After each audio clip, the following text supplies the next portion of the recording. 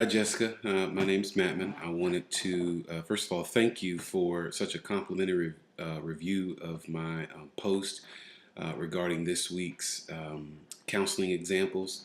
And thank you even more for offering and providing a resource to the question that I posed about the environment.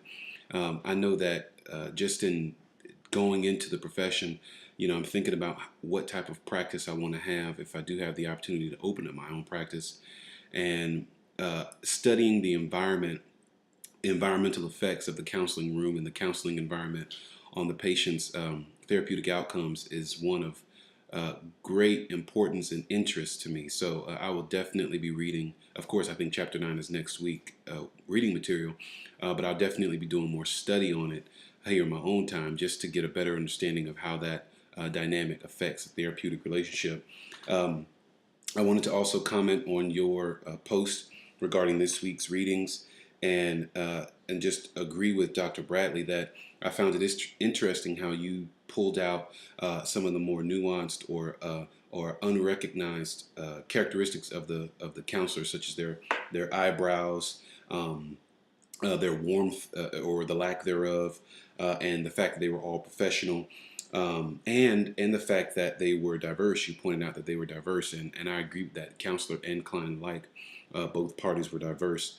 And I know that you mentioned that you would have a challenge with silence, and this piqued my interest as well because in my job right now, I am looking at internal mobility.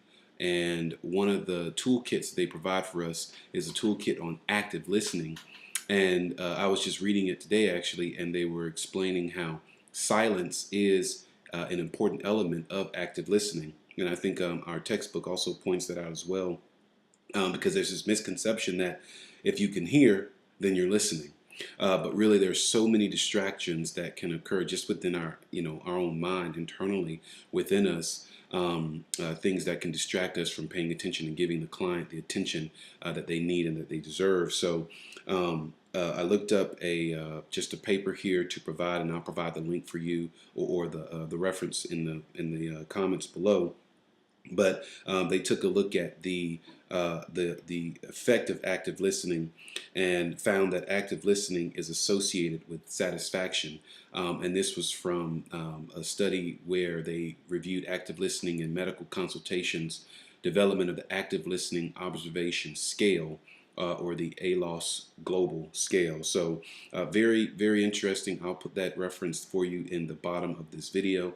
And again, I just wanted to thank you for commenting, and I encourage you to, I appreciate the fact also that you recognize that silence is going to be a hurdle or a weakness, I should say, where you would have to develop that over the course of your matriculation as a student and then as a counselor in the near future. So good luck with that, and good luck in all of your educational endeavors. And I'm sure we'll talk over the course of this coursework as we continue. So thank you very much, and I hope you have a blessed evening.